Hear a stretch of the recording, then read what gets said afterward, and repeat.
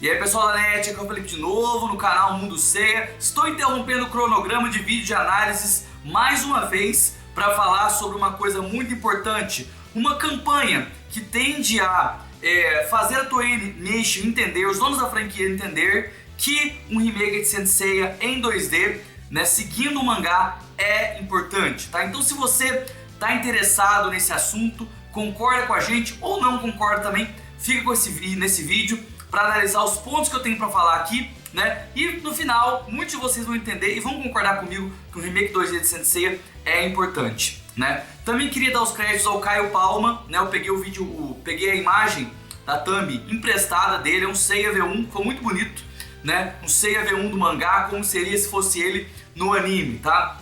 Então só dá os créditos aí, tá? Então, gente, antes de ver o vídeo, dá uma olhada no like, se inscreve no canal, manda o vídeo do amigo de vocês que possam interesse em mais coisas sobre o universo de Saint Seiya, Cavaleiros do Zodíaco. Pessoal, vamos lá falar então sobre o remake de Saint Seiya e por que ele deve sim ser feito. Vamos lá?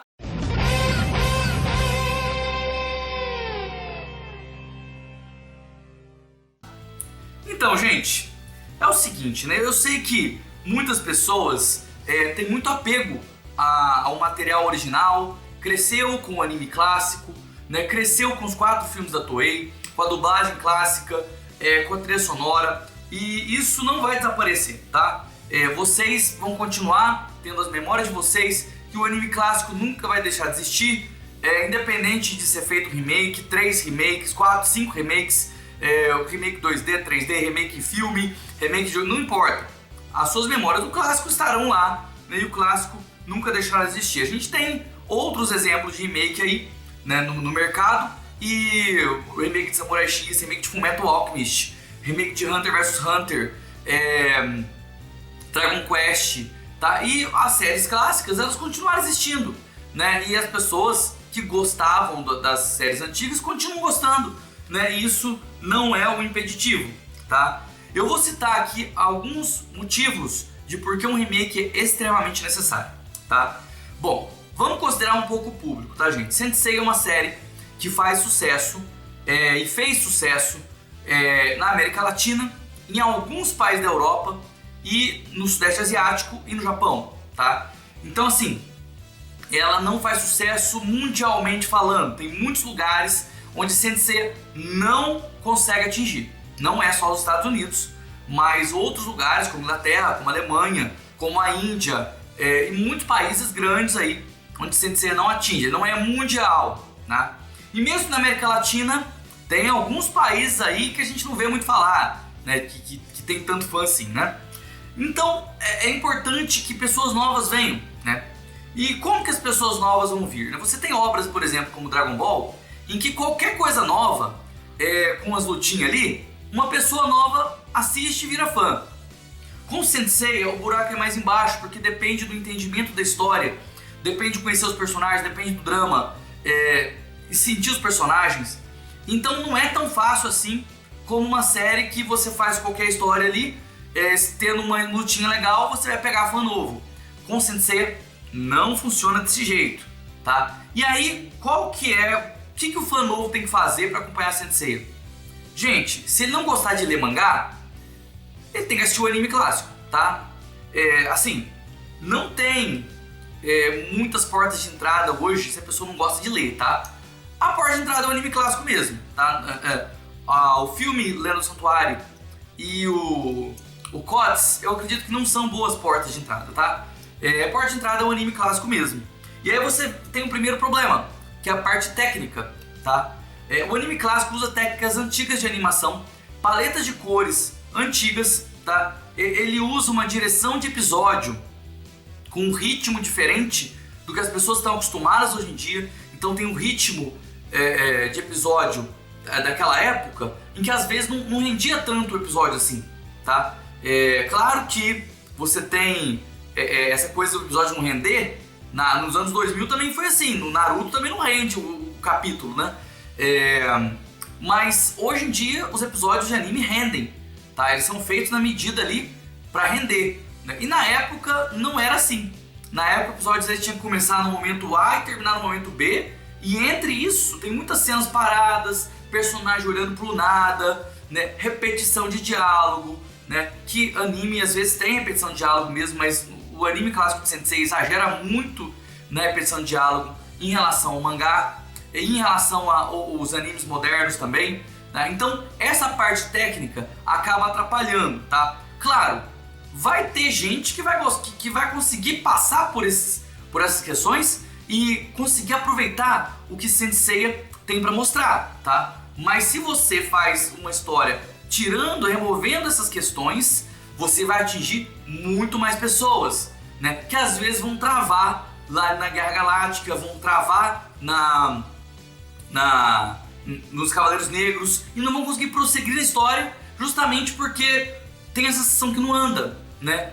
Claro, você não vai fazer que nem no CODS, que pega o que no clássico era 18 episódios e coloca em 6 episódios, né? Aí não, aí você tá cortando conteúdo. Eu não tô falando pra cortar conteúdo, eu tô falando pra melhorar o ritmo na direção, tá? Então, a parte técnica tem muitas questões no anime clássico que são impeditivos para que novos fãs possam acompanhar Sensei, né?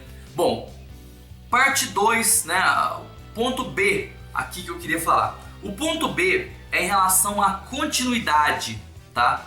Se por um acaso for feito, né? E eu acredito que vai ser feito, o anime de Next Dimension, que no ano que vem, talvez, no final do ano que vem, 2027, não sei, né?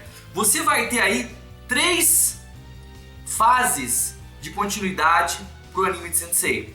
O anime clássico de 86, a saga de Hades, que começou em 2002, e o futuro anime de Next Dimension.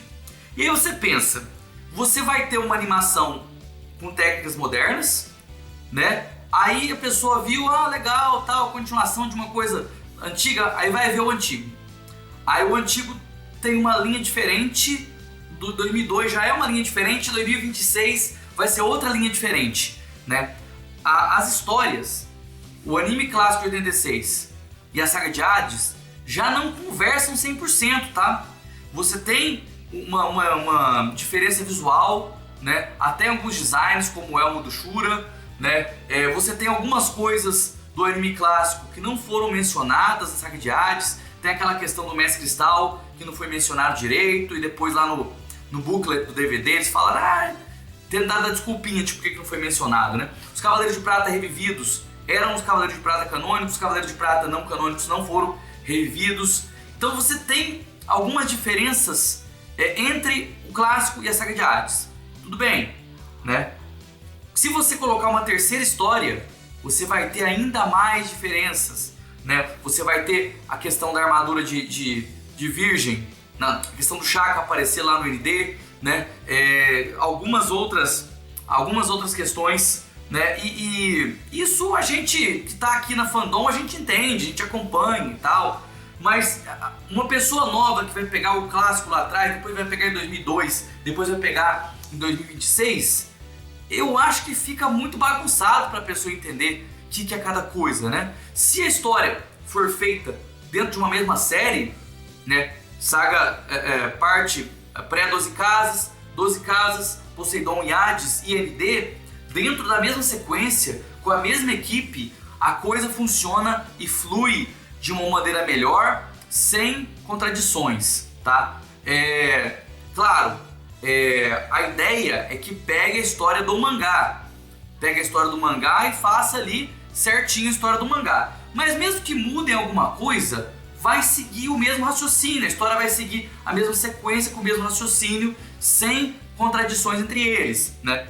Vamos lembrar que certos problemas do anime clássico não seguir o mangá não foi de propósito, tá? Algumas das questões foi simplesmente porque a equipe às vezes não tinha o storyboard do mangá no momento que eles precisavam, porque o anime tinha que ser feito com antecedência, né? Então assim, às vezes não dava pra fazer fiel justamente por causa disso. O anime estava sempre encostado no mangá, né? Então hoje não tem esse problema, hoje não tem perigo, tá? Hoje não tem perigo.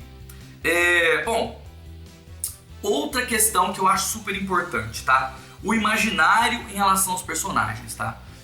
O anime clássico, principalmente os 4 filmes clássicos, eles construíram imaginários nas pessoas meio equivocados, tá? Então, o Ikki que as pessoas têm em mente, o Seiya que as pessoas têm em mente, o Shun que as pessoas têm em mente, são versões dos personagens, principalmente por conta dos filmes, deturpados, tá? Então o Ikki, aquele cara que não tem muita conversa, chega já batendo todo mundo, né? Então você tem o Shun, que é frágilzinho, sempre ajudado pelo Ikki, e você tem o Seiya, que é o milagreiro, matador de deuses.